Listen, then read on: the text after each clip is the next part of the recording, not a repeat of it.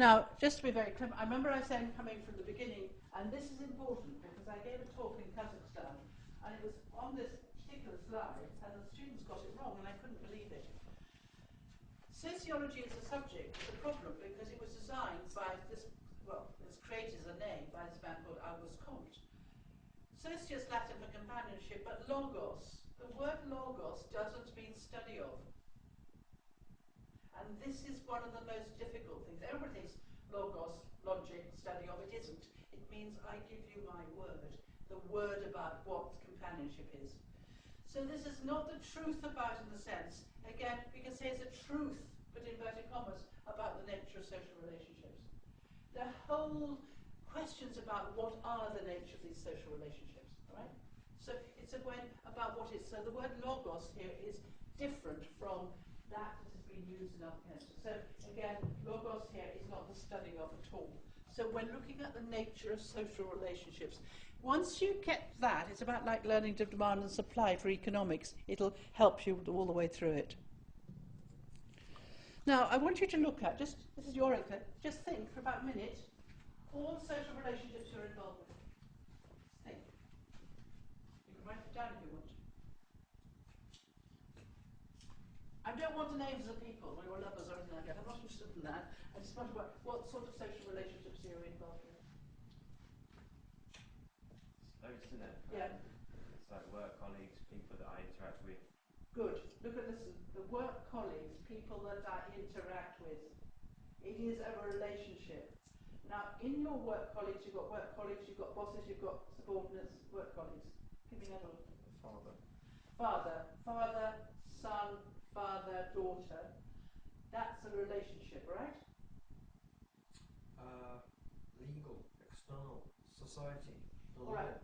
You're moving into institutions. I just want the relationships. Okay, students, companions.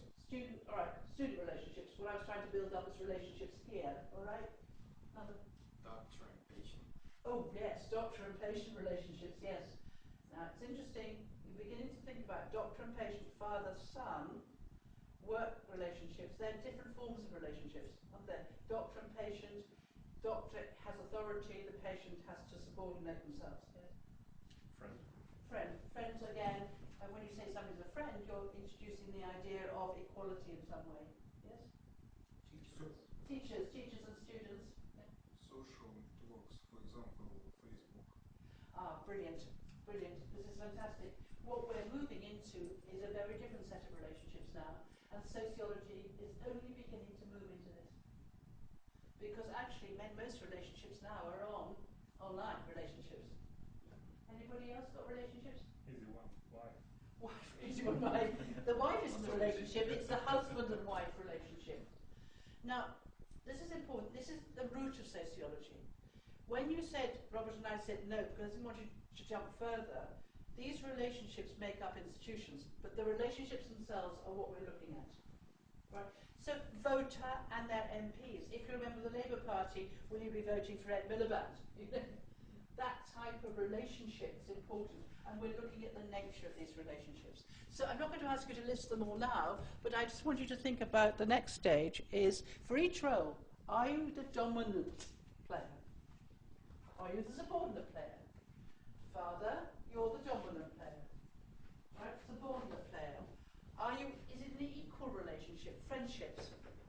Is it a formal relationship? Now, again, it's difficult to play these kick-off weekends because we want to say we're all together, studying together. But I can't have the relationship with students at LSE as I'm having with you now. Different form of relationship. And again, it's changed. When I was at school, we all had to get up when the teacher came into the room, yeah? And say, yes, sir, no, sir, full sir, you know? Whereas now they go, hi. Better at the time. What? Better at the time. Do you think it was better before? I think it was. All right, but again, is it a formal informal relationships? Face-to-face or online relationship? Long-term relationships, short-term, or ad hoc relationships? You know, these are the sort of relationships. Now, again, in many of these relationships will determine the type of society we're in. For example, you said father. Yeah? Where your father-son relationship, yes? Father. Oh, you said, sorry, I'm sorry. Father-son relationship. Again, did your father have a much stronger relationship with you? Was he much more fierce than you are with your son? Yes. And his father was probably much stronger. Oh, yeah. Yes. Now, if you then generalise that up, we can say we're living in a patriarchal society. You know, so if you move it up, we're living in a patriarchal society. If fathers have the power, and that can affect husbands and wives. Is that where you look at the Middle Eastern sort of factor of globalization? Yeah, we look at it, absolutely. We look at it all. So again, has that changed? I mean, I was brought up when I got married. My father gave me away to my husband as a property. You know, who giveth this woman, and I had to obey. Right? Very different. Whereas in Belarus, which is the Soviets, you wouldn't dream of doing that. They tried to get rid of the family because the family was this inequality thing. So, although it looks very simple, the nature of that relationship, doctor-patient, now we're beginning to question the doctors. Do they know? You know, and this type of relationship starts to affect. So this, you know, is it equal but different? Is it a symmetrical relationship? Husbands and wives, we say maybe they're symmetrical, equal but different.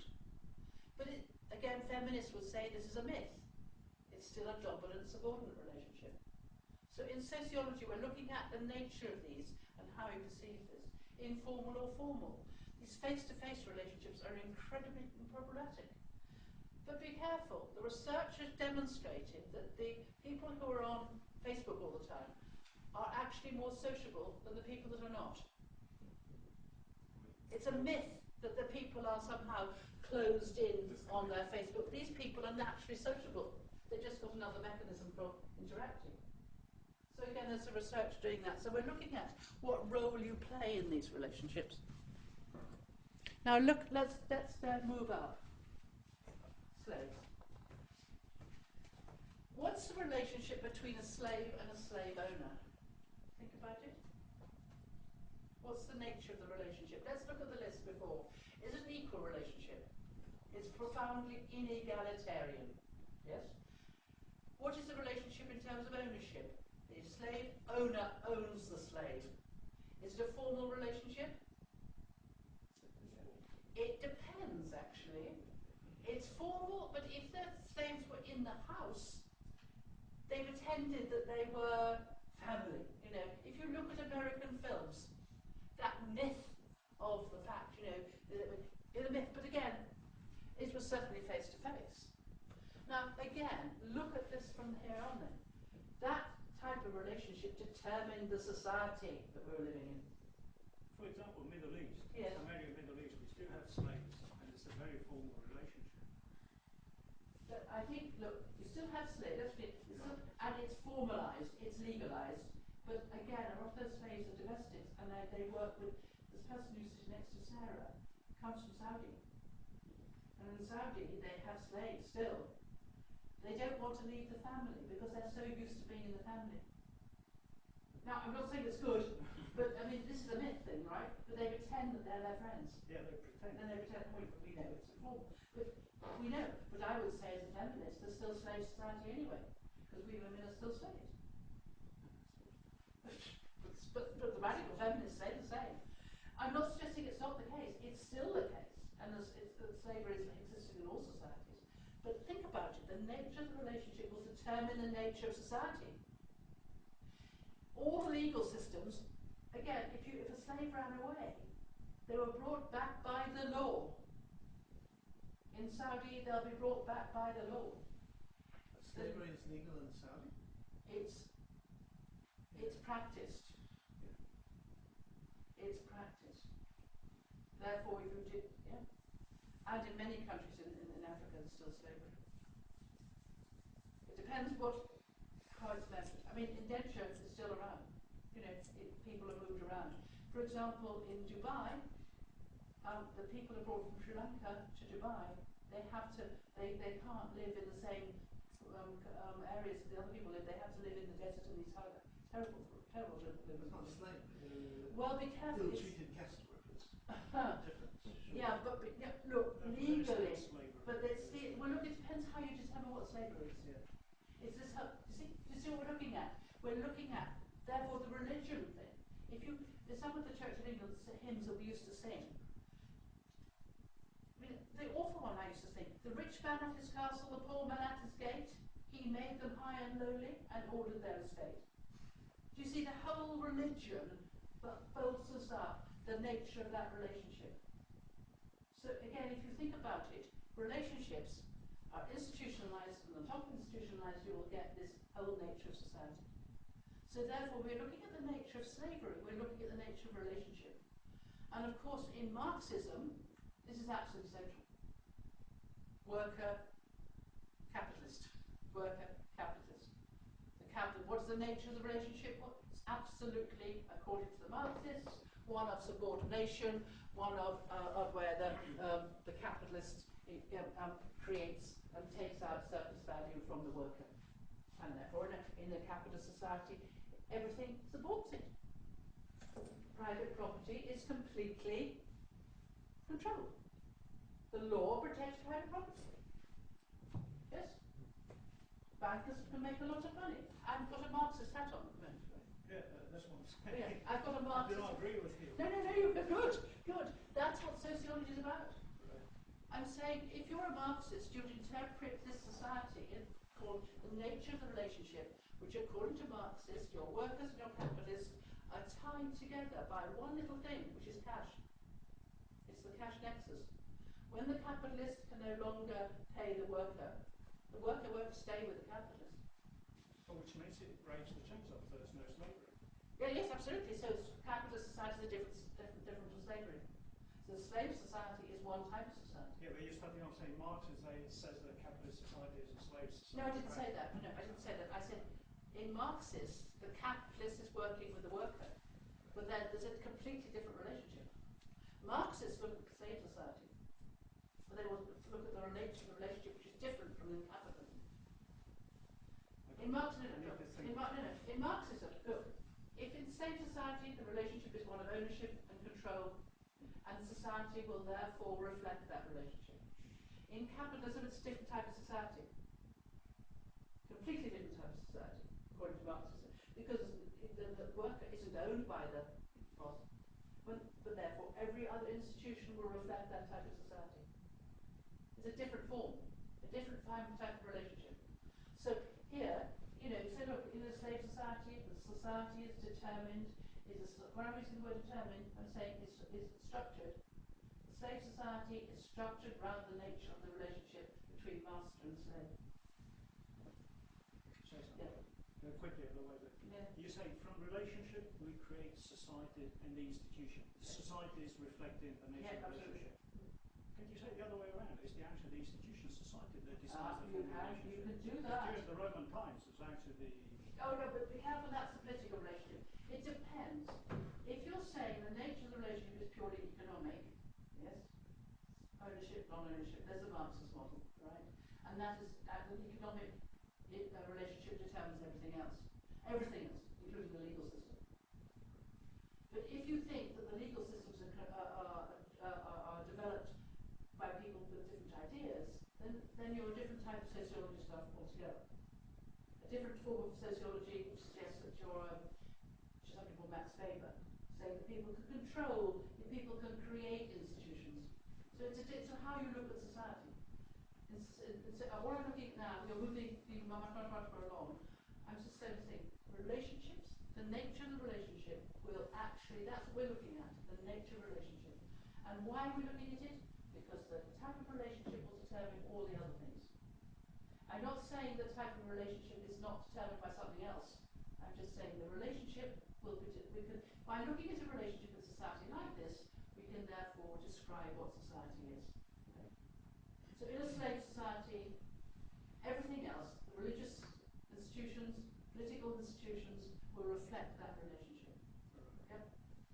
Because in all relationships are going to be profoundly asymmetrical. Is this a sort of universal sociological truth at the moment? What I'm saying, You're sharing with us? I'm sharing a universal truth that sociology is a study of relationships. That's what I'm saying. That's all I'm saying. But I'm saying from there we build up everything else. It depends how we look at it. Sorry, but what I'm trying to focus on is building up everything else Yeah. based on some relationships, Yeah, whether that's it's slave society or capitalist or Anything. type?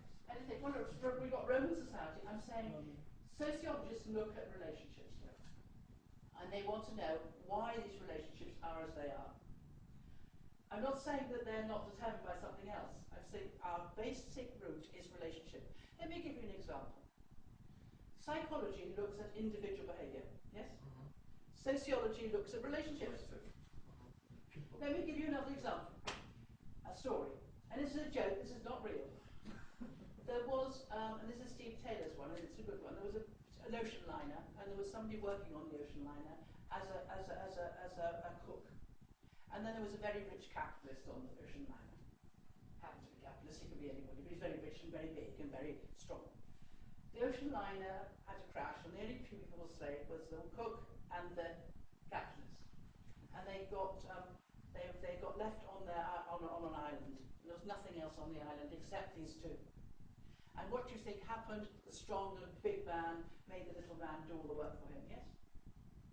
It's a myth, I'm not saying it's true, but anyway, it happened, right? The strong big man doesn't need to be a capitalist, he can be stronger than the little man. Anyway, about 3 months, what? Sugar. Sir Alan Sugar is pretty small. No. Yes, all right, but he's got a lot of money as well. But there was no other money. There was no other money on this island, so all he had was his strength, right? And his belief that he was the strongest. I mean, Alan Sugar believes he's the strongest. Anyway, on this island, it's a myth. It's not true. And therefore, the poor guy, the little guy, had to obey the big guy, whatever mechanisms the big guy made. And he worked and worked and worked. The big guy had quite a nice time on this desert island. Anyway, they were rescued. As they got onto the ship, the little guy was so nervous like this. He was put into the hospital, the ship's hospital, and the other guy had, dinner with the ship's captain. The psychologist said, oh, this poor guy, he's obviously got something wrong with his head. But why was a little guy like that? The nature of the relationship. So that's what sociologists would look at. They wouldn't look at that somehow was right in his head. They would look at the nature of the relationship. All right? So I'm just giving you the truth. If you look at anything, look at the fact. Yes, sir. Would you be looking at the relationship and trying to drill down to one final state? For example, if you were in different contexts, your relationships might be different. Yes, of course. Within the same set of people. Would you be looking to say the overriding relationship is this? Or No. There are those several different. There's lots and lots of interacting relationships. I'm just being very analytical. Very, very analytical. I'm saying, yes, Robert. Basically, I mean, to make it sound very simple, because I believe in simplicity, you're saying that, let's take the example of the nature of relationships, but you can basically look at it through various different lenses and contexts. Well, you can, but you will be. But I don't even need you to get to that stage. Yeah. All I want you to get, and very, very few textbooks start off with this. That's what I'm trying to get you. Sociology is the nature of the relationships in society. And there are many, many, many, as you say, many relationships, as we indicated just now. Thousands of them. I'm not saying one's dominant or not. I'm just saying if we look at the relationship between slave and slave owner in a slave society, everything else will follow. Right? It must. It must, because that's the nature of relationship. It's asymmetrical, right? It's not equal. It's one of ownership. And therefore, the legal systems protect that. So we can say, just as a quick example, we can look at South Africa. Yes. In the old days of apartheid, the whole system revolved around apartheid, from the law to the government to society to the way society existed. Because the assumption was that people that were not white were subordinate. Yeah. So again, it is. You can look at it how that came about. I'm not saying we know who's how, because that's a different perspective, a different way of looking at it. All right. Let's look at this. We're talking about assumption. Who's in charge here? The little one. Thank you. I showed that in Russia, and it was the big one. It's the little ones in charge, all right? So be very careful. Yeah, the little one's in charge here. I mean, that's my brother, actually. But the little one's totally in charge. The whole world revolves around him. And you'll learn when you come to chapter 1 with a person like George Herbert Mead, looking at how people learn the I and the me. Babies think that they're the most important things in the world. And the world revolves around them. And everybody does, because that's how they're dependent. But they can get the whole world around this child. It's called Wolf. does everything, right? Who's in charge? So be very careful when we're just assuming that all relationships are asymmetrical. There's one of dependency, it's a dependent relationship here. But again, we're looking at the nature of family relationships. And when, so for example, when I was young, people left school at 15. When my grandmother was young, people left school at 10 and were working. When her grandmother was young, people were down the pits at the age of 8. Dependency is growing and growing and growing, and now children won't leave their homes until they're about 30. Yes? Because this idea of age, again, so I'm simply thinking about the nature of the relationship will determine most else. Right. Now, look. I want you to look at this. Do you remember I said I want you to be critical? This comes from the subject guide. The key idea in all social research is that people's lives and behaviour cannot be understood apart from the social contexts in which they participate, either directly or indirectly. You cannot understand how people act or be without understanding the social context. Yeah? Do you understand? That's what I'm trying to say. The social context. For example, you can't understand how you're sitting here. For goodness sake, in normal situation, but you sit in rows. You came from the north-south, because I asked you to. Normally you wouldn't do this. So the social context is one of teachers. Now, what are these social contexts and how are they developed? These social contexts, we really could talk about these institutions, social institutions. Right? They shape people's lives. Do you agree with that statement? Think about it. Do you agree with it? That you cannot understand people's behaviour apart from the social context? To an extent. If you do that in the exam, you wouldn't get any marks. What would you need to do? That's great, you're right, you're right. Discuss it in some detail, Yeah, to what extent. But what You is... apply it to a particular example. Yeah, but what would be... Context. Yes, exactly, but what would be the counterfactual to here? What would you say, can social behaviour be understood apart from social context? You'll be looking at it with a can and a can't. Yes, but sociologists will say you can't understand it, right? Remember, the rule is that they're studying social relationships is all. Can you understand it for that? Psychologists. Good. You can take another social scientist perspective, psychologist, but not a social psychologist. The social psychologist would say the same. Psychologists would say, yes, you can. Like that little man in the boat. They're looking at that. You can understand that behaviour. Apart from that. So again, Economist perspective. what? The economist, no. Economists would be very much about the social context. Why? Look, an economist, the whole thing in the market and why people buy and sell. So if we're just looking at different ways that behaviour can be understood. Yes. How would you say economist? I'm interested because But there's something which has been explained a little bit before this. It's Economic context. praxeology as a basis of. sorry, just let me just one. I'll come back to you. Something. Yeah, well, you've got a social context which refers to relationships, but you could apply an economic context. I was wondering what the economic context is. Why is economics not a social context? It would be a type of social. It would be. So economics doesn't work because economics makes an assumption on the market. It makes an assumption that people will go for the most. Absolutely. Yeah. So again, what? Makes the assumption that people are Rational. rational. It does, yes. That's the problem with question in a major way. Can you say it, Nancy? That's second. It's rational. People are acting rationally, but they have to act rationally to maximise their utility in a social context. All that's recently been called into question. Of course it has. Of course. I'm doing ideal types here. I mean here, alright, so again, do be free to criticise. But this is the key thing of sociology. You've got to get to sociologists, this is what we're looking for. Why things happen in a particular way. So for example, the voting. Why do people vote? How on earth in Sweden do we get the far right coming in? Right? 5%. Was it 5% of people voted for the far right in Sweden? That is a social context. Why and how did that happen? So we're interested in sociology and political behaviour. We're interested in, buying behaviour. Sociologists are certainly interested in economic behaviour. So again, how are they developed and how do they shape people's lives? How they shape people's lives will differ according to your perspective. I was a Marxist, I'm certainly not a Marxist now. I'm certainly a feminist still, as you can imagine. But again, how they shape people's lives will be determined by the perspective. And in chapter 4 of the subject guide, it's all about the different perspectives, all about the different theories, about how they shape them. What is the most important? You answered very, very important. What determines the relationship? Is it determined by society itself? Is it determined by the economic itself? Or is it determined simply by interactions? Or is it much more fluid? There's a whole set of debates on this. So you're right to get angry like that. What is this? Because that's why sociologists debate. This is the big thing. Yes. It's interesting that Tony Blair had the right ear of Anthony Giddens, who used to be a senior academic here at LSE. And Tony Giddens was our director for a long time. But why? Let's just look at this.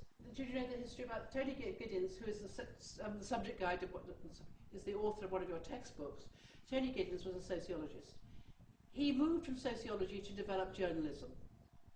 His recent writing is journalism. It's not deep sociology. But he was very much a friend of Tony Blair. Why did Blair use him? Did it legitimise his idea of the third way? What was it? It was an interesting point. But Tony Giddens is actually, his background is very much what we call Weberian. It's slightly Marxist, slightly Weberian, but he would have an idea that social relationships are all important. And of course, not only Tony Blair and Clinton and Giddens were a triumvirate for a long time to legitimise their idea of society, what society was. Very, very influential. He's also a Tottenham supporter. All right. Why do sociologists believe it's an important assumption? Because actually that idea of relationships is determined. Socios, logos, the nature of social relationships. All right. Society, therefore, is made up of a complex of social relationships which are patterned and organised in different ways. Now, this patterning is important. So you came in and you all sat down in rows, right? It's the way we pattern, it's the way we interact with each other, the way we, and of course you can change those patterns. Tonight, go home, and pretend to be a lodger in your own house. See what happens. And there's a wonderful sociologist called Garfinkel, who used to play these games. And you'll learn about Garfinkel, that's a methodology. Garfinkel used to say, go home and pretend to be a lodger. Knock on the door and say, could I come in? And what do you think will happen? Your parents or your wife will go, what? And you'll suddenly realise how patterned your life is. Because you break the rules. We had a wonderful example once. We had a student, I was learning how to teach. And there was this big lecture, and I was learning, I was sitting there. And suddenly somebody got up and said to the lecturer, you're talking rubbish, and that slide is useless. Please take it off and start again. And then he went on, stood up, and then little did we know that we were being watched. The cameras were on us. We didn't see the cameras. And can you imagine what we were doing? We were going like this, sitting on our hands. Really, really embarrassed, because that's not how you behave in a lecture. We had broken the rules. And he breaks the rules all the time. He does it in conversation.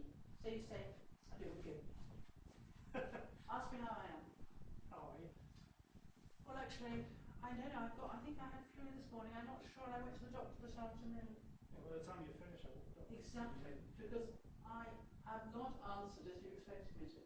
Yeah, no, since I see you break the rules, I break the rules also. Oh, you probably think I'm mad, right? Because you have to interpret it. I mean, again, there are certain ways of behaving. There are certain patterns of behaviour, right? And we obey these patterns. They're like as if they were real. And so we're looking at the nature of these. Now, in sociology, and this is what you'll come across in the reading a lot, how strong these patterns are, how strong these contexts are. Now, if you're a Marxist, you're a Durkheimian, you'll think they're very, very strong. They'll actually determine how you act. If you're not a Marxist, if you're much more contemporary, what? Libertarian. I'm a libertarian. Oh, I thought you might be. If you're a libertarian, we'd ask you why you're a libertarian, and we think actually you're constrained probably more than anybody else. Oh, no. So I won't go into that. But anyway, in that sense, you're freer. So, for example, if you go to a football match, anybody go to football matches here? Did you? Which is your team? Basco. Right. So in the middle, if you're going to put my, do you sit like this? No. Why not? You can't control yourself, can you? I tried to do it. I went to Millwall once, and I tried to control myself, and I couldn't. After 5 minutes, I was screaming and shouting the most appalling obscenities. Because something just happens, you know. Now, what happens to you? You might be strong enough to do that, but I'm not. But if you go to a temple or a church, you can't. It's something controls it. We don't know what it is. Now, you'll come across, and a very, very important area of your sociology is Durkheim, right? Emile Durkheim, who studies suicide. Now, why do people commit suicide? Come on, libertarian, tell me. They choose. I never analysed that issue. You know, But they got freedom of choice. exactly what you said, they choose, right? But even the fact that you can choose is a choice, because in fact, in many cases, if you're religious, for example, I was born in 1946, it was a crime to try and commit suicide. It still is for the church. You're not buried. It is absolutely, the church it is, and you couldn't be, but it isn't, in Ireland, it used to be you couldn't be buried on holy ground. So there's still very strong restrictions that say you wouldn't commit suicide if you believed in heaven. You see, therefore, they're constraints. So again, the fact that you have the freedom to choose is actually indicates a lack of control. No, I don't mean lack of control being negative. I'm saying a lack of social control. That is somebody saying, well, if you want to commit suicide, commit suicide. So in Hungary, they have a very, very high suicide rate. What do you attribute that to? Well, Durkheim attributed to the fact that it was a much more libertarian type of religion, libertarian society that didn't control. Where Ireland had a very, very high, very low suicide rate. And he said it isn't to do with individuals, it's to do with the type of religion, type of society which said, look, you know, control. But what about, I mean, wouldn't you look at it from a sort of legal perspective? Because I mean, here in the UK, I mean, it's not condonable by law, but some people go to Switzerland to do it. Oh yes, that's euthanasia. Yes, absolutely. That's still. We're talking about suicide rather than euthanasia. Euthanasia is a deliberate attempt to learn to life because it's too difficult. But again, look at the control on euthanasia. Look at what's happening.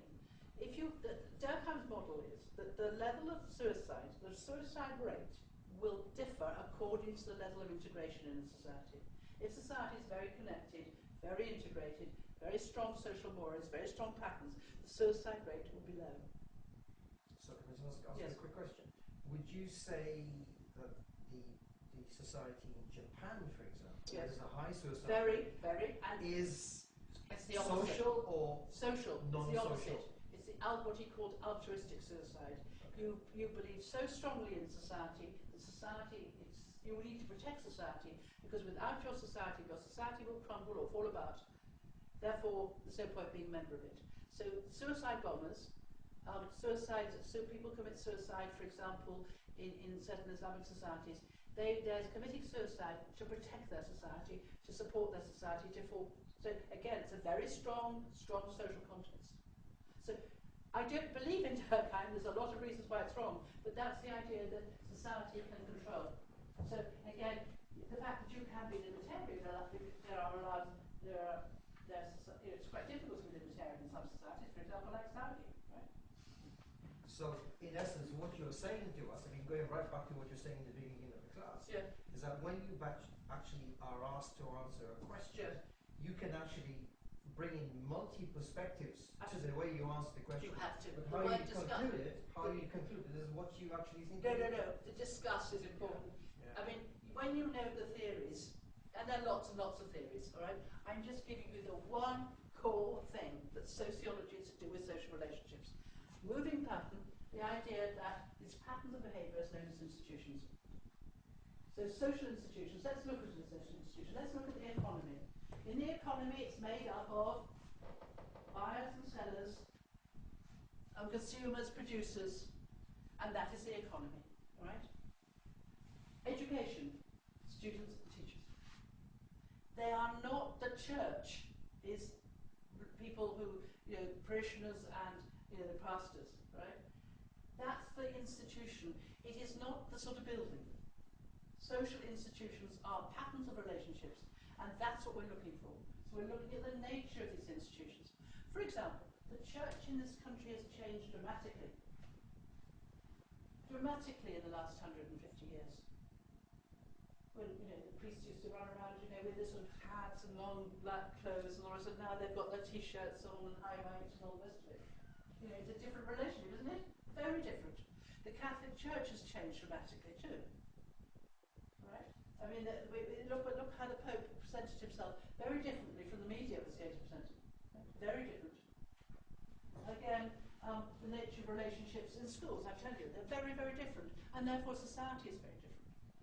So again, family life, work life, educational practice, religious life, these are the institutions, all right? So we're looking at the nature of these institutions. What is the nature of the family now? So that the family has changed dramatically. Working parents, both parents work. We've got working parents, though the practices are different, both parents are working, but actually... And there are some side effects to that. That becomes a social problem rather than a sociological problem. Right? That's another thing. If there's side effects, we're not looking at the effects unless we're looking at how it affects society. Now, in terms of the family is changing in Pakistan. The family normally in Pakistan is a joint family. Right? They all live together, brothers and sisters. Now, they're moving away and forming their own local families. So it's changing the nature of society. Quick question, change. But what if you realise that change is wrong and you go back, just as the Catholic Church is doing? Yeah. Because in the 60s and the 70s it became, as you said, T-shirt, the priestly T-shirt in the 80s. Now the current Pope has realised that change is wrong. All right, as a sociologist, and as actually I have studied this area, as a sociologist, we wouldn't say we wouldn't look at that it was wrong. We'd say, why has the Catholic Church gone back? And then we'd look at a variety of relationships. So I would go back actually to 1930, where these priests were trained in Marxism and Austrian economics in the 1930s. Yeah. They then came out into the working in South America and other places. That's right. And became revolutionary. And I would say, well, why did that happen? And why did the church react? Because they were very, very worried about their control. So you look at that, so we wouldn't be looking as our problem, we'd look at why it happened. So we wouldn't say, we'd say, why did the Catholic Church change? Why did it try and adapt? But of course it can't get back. You can't put the genie back into the bottle. You really can't, it's very difficult. What happened in Latin America is much more interesting. Got anybody? Yes, exactly. In Brazil and Recife, places like that, because this is what the Catholic Church did, but what happened? The Americans came in with their, all singing and dancing religion. They displaced the Catholic Church. So again, we're looking at this religion. I disagree. But it happened. So it happened. It's that the Catholic Church in Brazil now is on its back. The Americans have come right in with this very, very strong evangelical Christian, charismatic Christians. They've displaced it. May I make a very quick comment? Yeah. As a recent Catholic convert. Remember, look, before we start. No. It's not going to be a... Let me take, but I am not. This is very important to do sociology, because I think we're getting moving across. I am not saying that things are right or wrong. I'm not saying anything like I that. understand. But you said that the reason the Catholic Church changed to go back to more traditional values is because... I didn't say that. It had to assert its control. No, I'm saying the reason. No, I'm saying the reason that the Catholic Church, the reason that Ratzinger and the popes before that, there's a very, very good study written by Gerald Noel, which actually indicates that the Pope Paul before that said he was very worried. He said that they'd opened the gates to the Vatican too wide and the devil had got in. Right, but all I'm suggesting is that those changes have happened. Yes. And I have no disagreement with that. It's just the explanation in terms of why they happened. I think it would be very complex. It's very, very complex. And I'm not saying... And it wouldn't mainly be about control. Well, it depends what you mean by control. It depends what you mean by... Let's unpick control.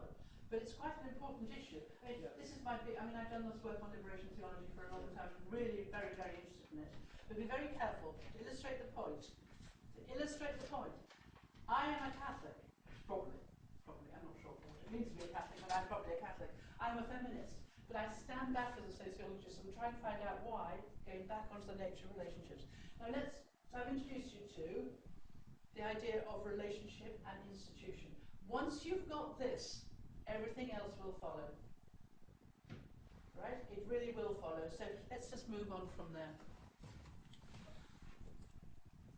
Right? Each social institution is dependent on other social institutions. So remember what institutions are? So the economy is dependent on the political institutions. Political institutions are dependent on the economy. You can't therefore see one social institution as separate. So within institutions you have relationships. With institutions and institutions are dependent on each other. Now that direction of dependency will indicate the type of perspective. If you're a Marxist, the economic institutions will determine everything else. So no, the other way around, I think. As a Marxist, you said the government determines. No, I didn't say that. I said no, I didn't say that. No, you didn't. No, That's what the Marxists. No, they don't. They don't. No, they don't. They absolutely don't. Economic determinism is the economy determines everything else. That's traditional Marxism. That's traditional Marxism. Yeah, but when they decide that the economy is being run by a centralised. Oh, that's when we're getting into Stalinism. That's different. That is when we get into Bernstein and much later on. The basic ideal type Marxism is the economy will determine everything else. Base will determine the superstructure. So therefore, if you want to explain why things are happening, you'll look at it in view of the economic base. Understood. Well, I'm saying that once a Marxism is applied to the institutions, you have the actual government that decides how the economy is run. That's what I meant. Well, actually, that is bastardized Marxism, and there's a problem because, well, you'll be very good at this, because when you get into Marxism properly, which you probably have already, when you get into Marxism, it doesn't work like that. So you had a communist revolution, and then you had to have the idea of revolution from above, which is what they tried to do, which didn't work. You had to use the government to try and change things. You also use the government to try and change the family. Alexander Collin tried to change the family from above, making divorce easy. Anyway, because then you go either Lenin or Togliatti. That's right. Yeah, no, exactly. So I'm not going to move into this. I'm not going to move into politics. I'm just simply saying economic determinism, the idea that the economy will determine the superstructure. But other people, for example, Parsons and Durkheim, would say it's much more fluid. It's like a sort of balloon. In the balloon you have all these different institutions. So, for example, the economy changes, and that would affect the family. So, can you think about how that would happen?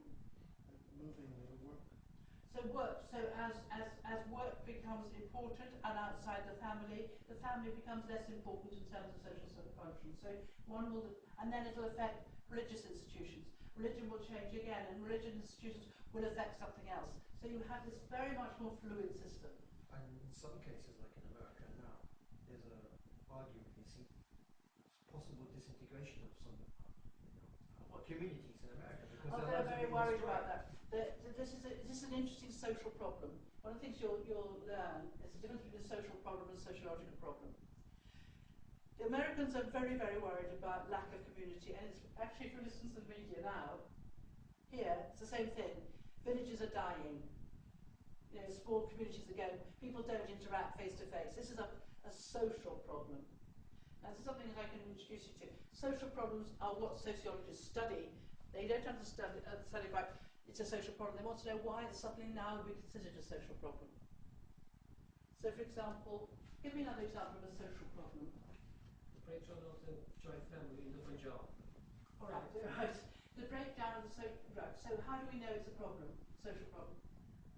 It was proposed that one of the reasons for the erstwhile Punjab militancy was the breakdown of the joint family, which could have been risen out of the destruction of table water in the land, reducing the productivity by land. So there was breakdown of the joint family, holdings family. Because they couldn't sustain it. Sustain it. Yeah. So each one wanted their own share to sustain their own lifestyle, which they had led. So there was breakdown of All right. Now that's wonderful. That's a lovely example of a determinist argument. You see, and it's much more an economic or a sort of materialist. It's a very strong materialist argument because you have the change in the water table. The society could no longer sustained. Therefore, the family broke up. Base superstructure. But that's not the problem. The problem is, yeah. What do you define as a social problem? I'm Because just not subjective. no, it's not subjective at all. No, the level that you define, somebody might define the graffiti on the walls as a That's not social problem. I'm not doing that yet. I want some examples of social problems. That isn't a social problem. That is, I'm trying to explain the breakdown of the family. If suddenly you had the Indian Express headline would be shock, horror, families breaking up in Punjab. That's a social problem.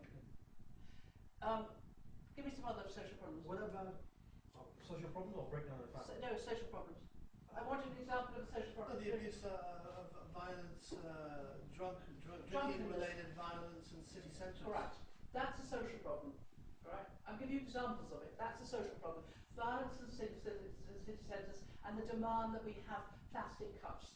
Yeah? That's a social problem. Another social problem. Can you give me another example of a social problem?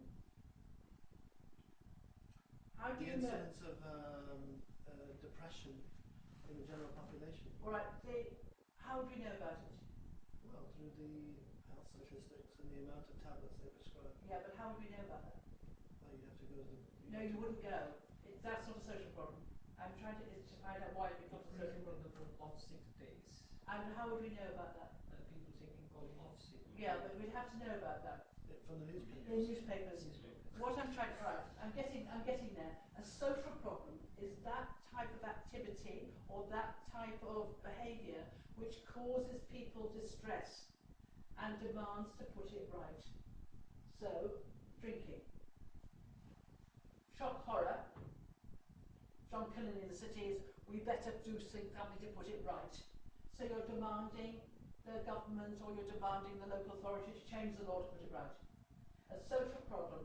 Social, that's what has become, social problem is one that has become identified as an issue that causes public distress. Yes? How would we know about it? By the newspapers. Yeah, that's one. So if I can control newspapers, I can create a social problem. Absolutely, and that's exactly what we're looking at. That's exactly what we're looking at. So we're looking at how it becomes, and newspapers sell newspapers on the basis of lots of social problems. I decide what the social problems You are. can, absolutely. So not, and that's fine. If I had my hands on the newspaper. If you did, and that's what they do, we talk about this as called the amplification of deviance. For example, drug taking. I'm talking stories. Drug taking in Nels Court.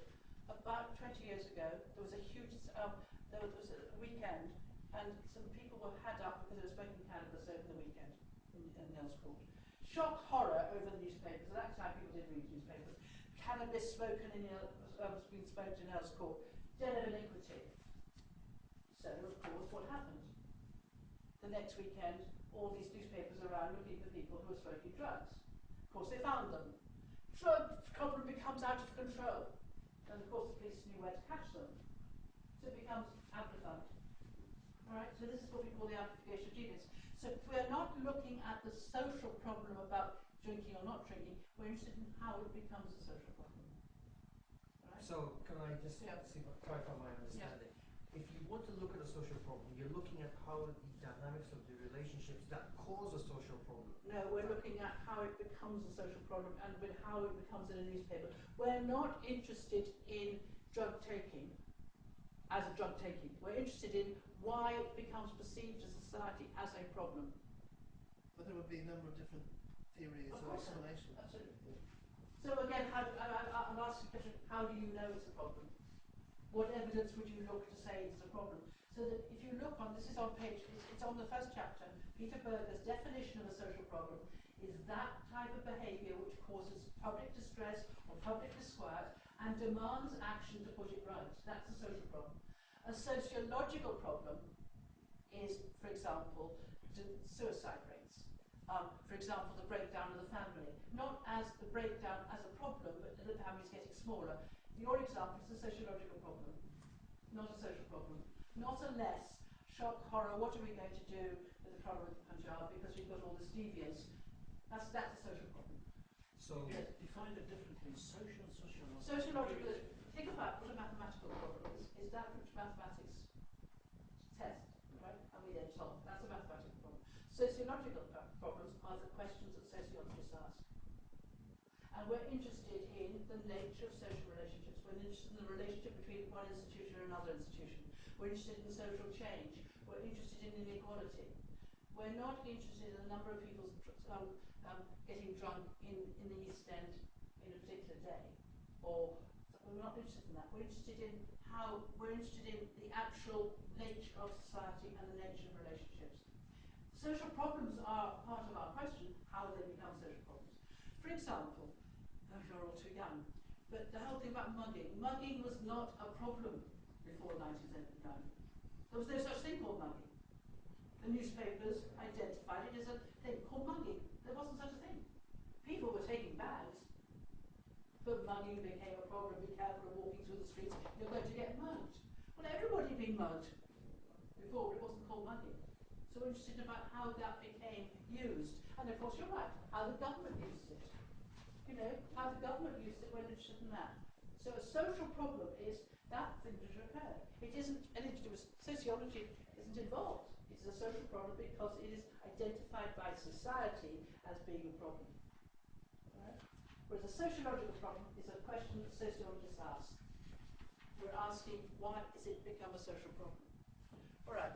So again, how we see this relationship will be dependent by our perspective. Now, this concept about perspective is one of the most difficult things you'll ever have to learn in sociology. Think about the different ways we can use the word perspective. A perspective. Where does it come from? Well, it can become from engineering, and therefore, what do engineers do? They triangulate. Yeah, engineers triangulate.